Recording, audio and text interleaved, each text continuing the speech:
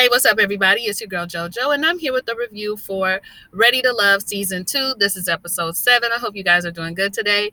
No, I did not do any reviews on last week because I went to South Carolina to visit my family. Yay! I surprised them. It was such a good time, but I ended up getting sick. And that usually happens when I go from Texas to South Carolina, especially when it's cold.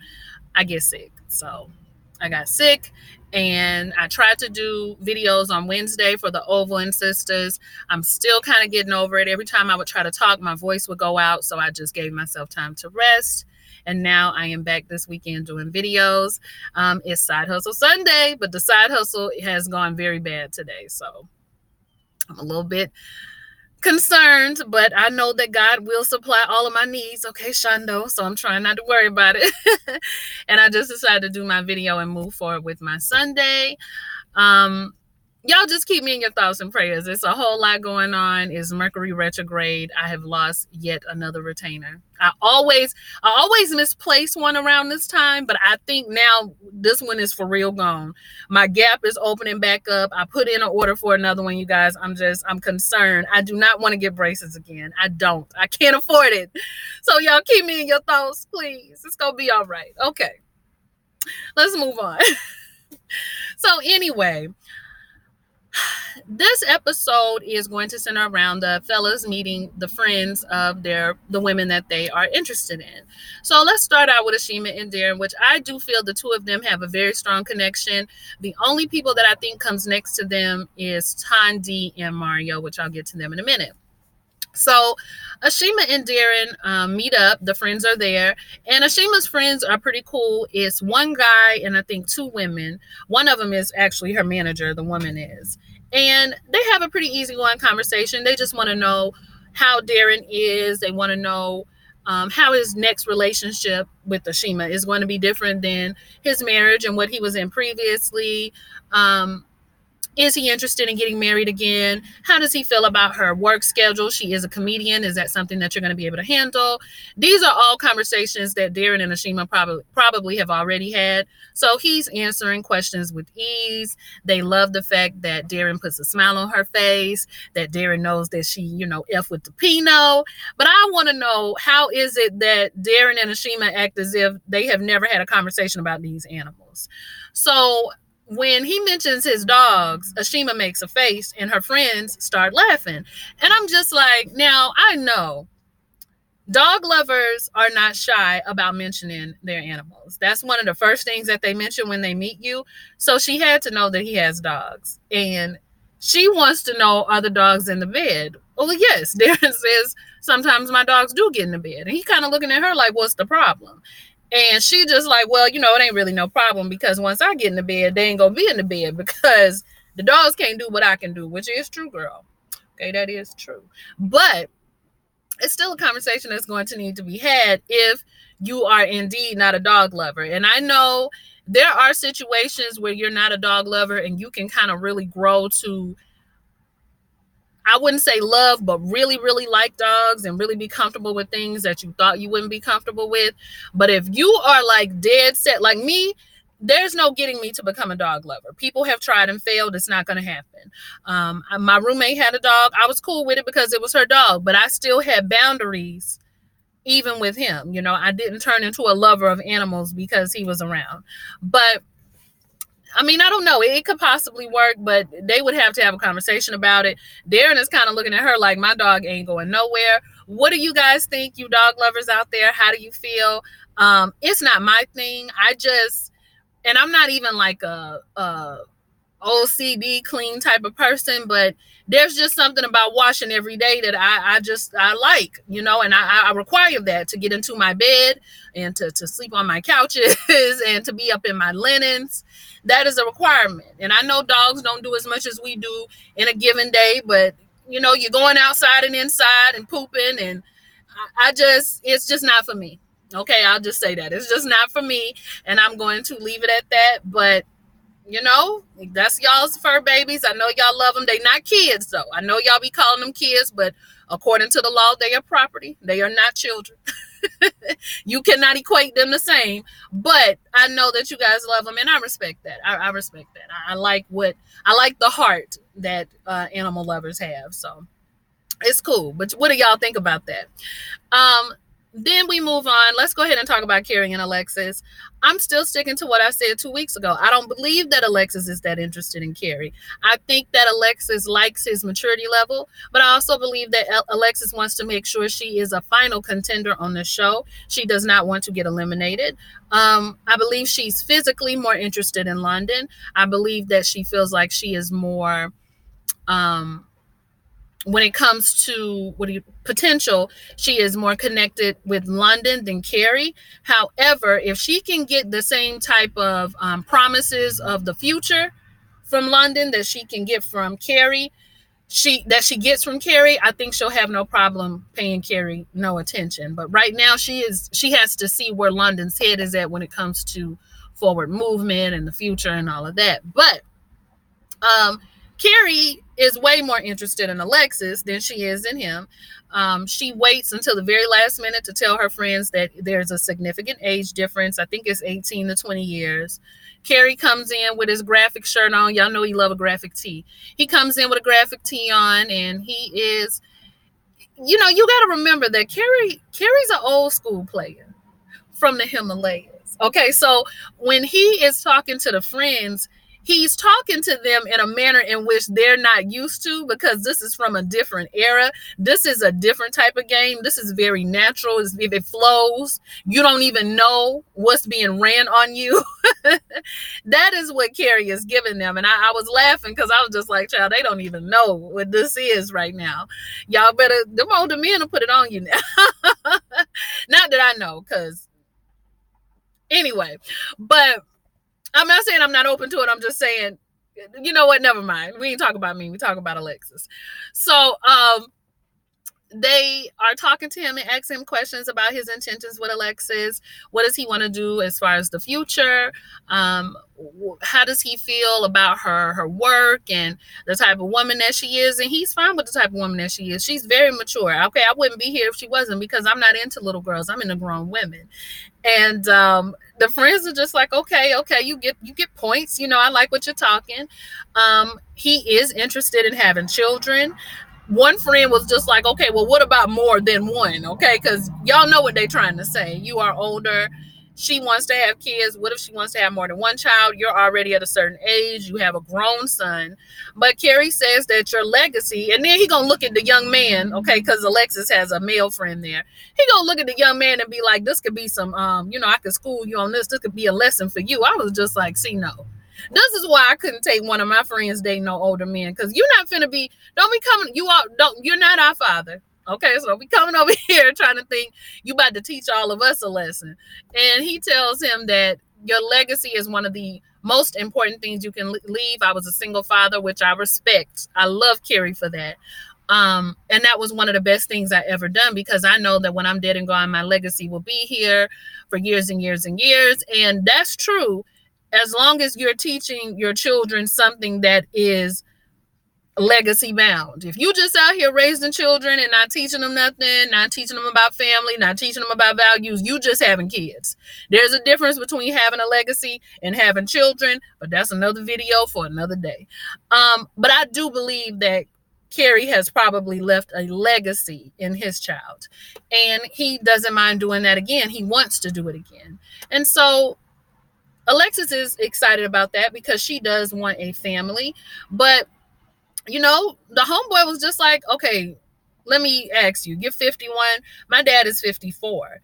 You're telling me you're willing to start all over and get married all over again? Like, don't you want to have fun? And see, this is how I know. This is the difference between a young man and an older man. See, having fun, when you get up in that age, having fun is not necessarily dependent on being by yourself. Like, in his mind, in his young mind, when he think having fun, he probably think dating multiple women, hanging out, doing stuff with, your boys are married. Probably have been married for years, okay, when you're in your 50s, or, they divorced and looking for somebody else. You got your blood pressure, you trying to stay healthy. Like, you ain't really thinking about the same things that a 30-year-old man is thinking about. So that just goes to show a little bit of the maturity level. However, I do want to know, what is Kari's plan at 51 years old to be starting over, having a new baby, having a grown son, and then if you have multiple children, you get up in age. What is your plan for your health? What is Alexis? What is your plan for possibly having to maybe be alone raising these children? There's a lot that you have to think about when you're talking about these age differences. And he has been there and done that. So yeah, I don't really know. Y'all can let me know what you think. Do you believe there's too much of an age difference between Alexis and Kari? Do you feel like it's something that can be worked out? Have you experienced that? Being in your early 30s, having a child with somebody who's in their 50s? For me, it's a deal breaker for me only because I just can't wrap my head around it. Maybe when I get a couple years older and my parents get a little bit older, it'll be more realistic. But my dad's not even 50. So I can't bring no 50-year-old home. That's going to be, child, that's going to be a for real conversation. My mom just turned 50 this year. So it's probably not going to happen with me anyway. But I'm not going to say I'm completely closed off to it, because you never know who you're going to connect with, right? But I don't know. I just think the age gap is too big for what the two of them are wanting. I think Kari's into, I want to travel with my lady and have a good time. Alexis is, I want to have these babies and raise my family. And, y'all know when you got them little kids, that traveling sometimes is put on hold for various reasons. Anyway, let's move on. So Mario and Reva. I'm not sure how Reva made it. Well, okay, let me not say that, because Reva, at the end, she does go home. But I think that Reva, after the situation with Kari, was really working hard to try to find somebody that she was going to connect with. I think she thought it was going to be with Mario. And it's not that I don't think Mario is interested in Reva. I just think he really is more focused on Tandy, and it's unfortunate. But hey, it's a dating competition. That's the way that it goes. He believes that Reva has this wall up. Reva has admitted that she does have a little bit of a wall up because, she just, how can I word it? She doesn't want to get all of her hopes up and then the things not work out, which is understandable. I think we all have been in that place before. However, when Reva does the questionnaire with her friends, Reva's friends are acting like they work for the CIA. I was waiting on somebody to pull out the wires and the little thing that go on your finger and say, now we about to do the lie detector test. Reva, it was 3 girls, and I heard a familiar Atlanta voice, and I was just like, who is that? I know that voice. And it was Erica Dixon. Okay, I know that voice from a mile away. But Reva let her friends write their questions up before Mario got there, and then he starts to pull them out of cup. No, I just wasn't feeling it. I don't know if she was trying to make it interesting or a game, but to me, that made the situation tense.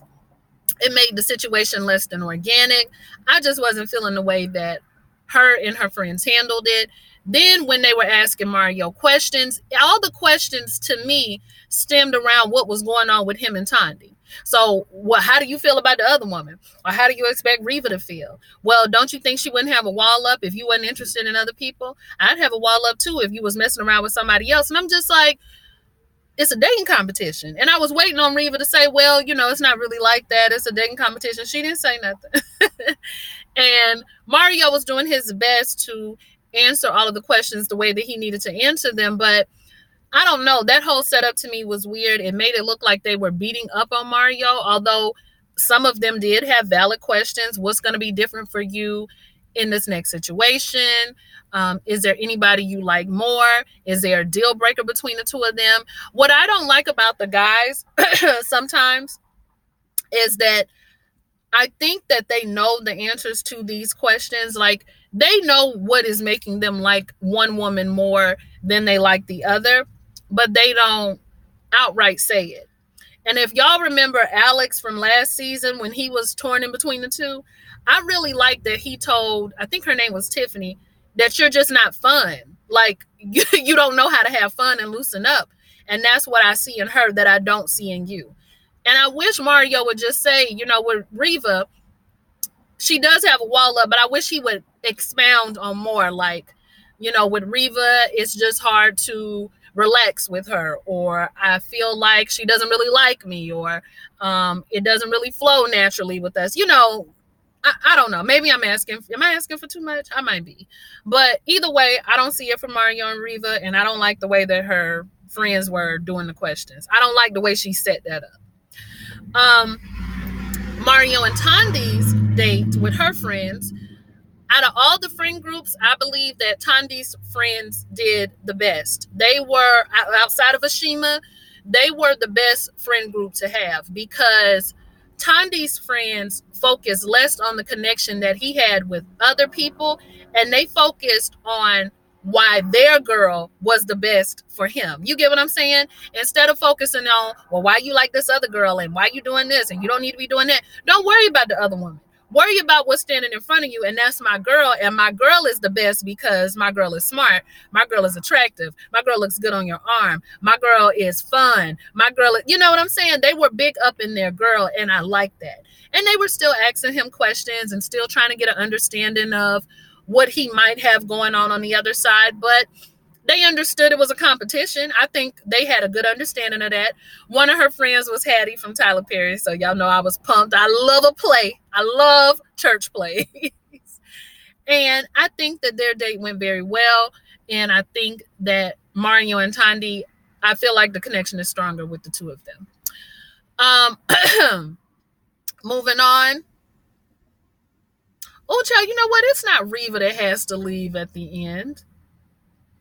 I don't know why I thought it was her. Okay, we'll talk about that at the end. So then we have Kimber and Brent.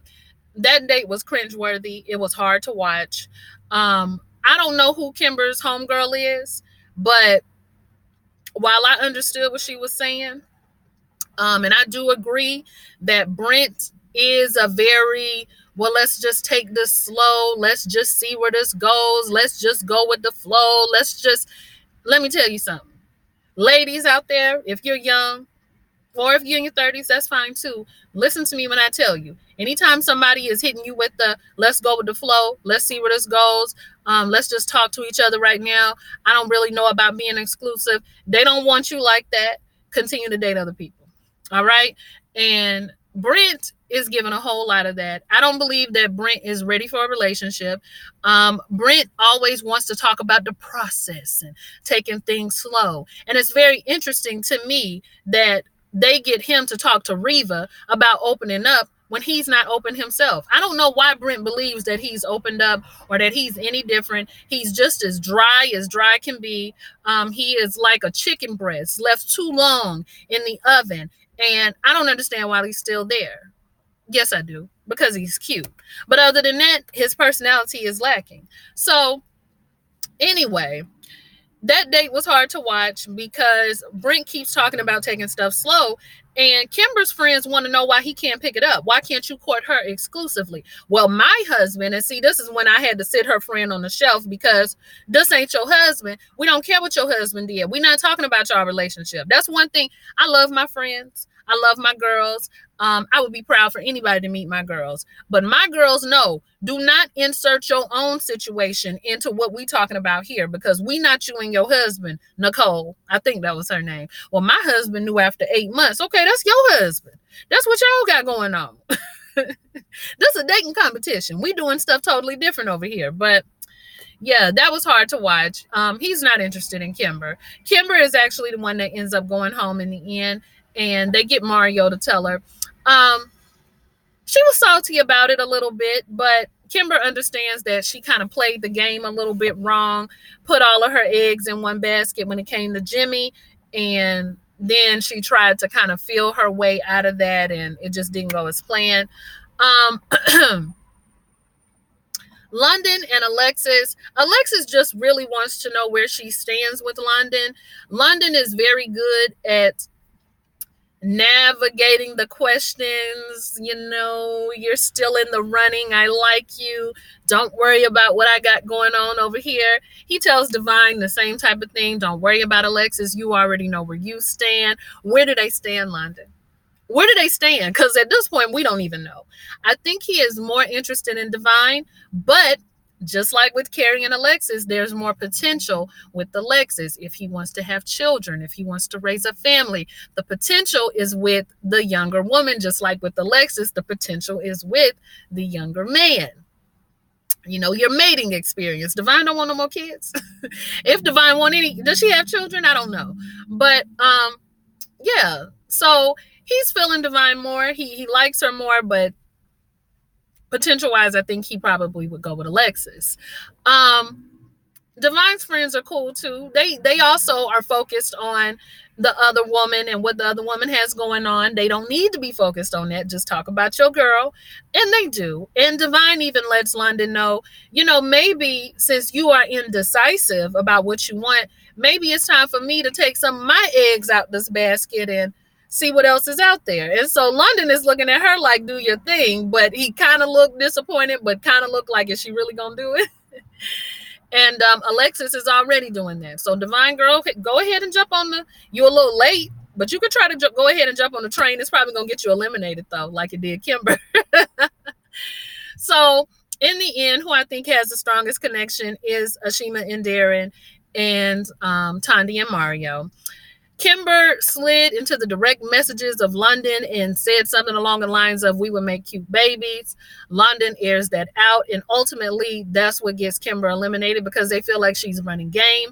I disagree. I don't see how Kimber sending London a message is any different from the guys talking all night on the phone to one woman and talking all day on the phone to another. But maybe it's more sinister because it was a direct message and it seemed sneaky. I don't know, because it's not like she sent all of y'all a message. She sent London a message. So y'all let me know what y'all thought about the Kimber situation. I'm still loving the show. Not as much as I liked last season, but it's okay. There's still some improvements that can be made, and we will see what happens on the next one. Like, comment, and subscribe, and I will see you guys soon. Bye.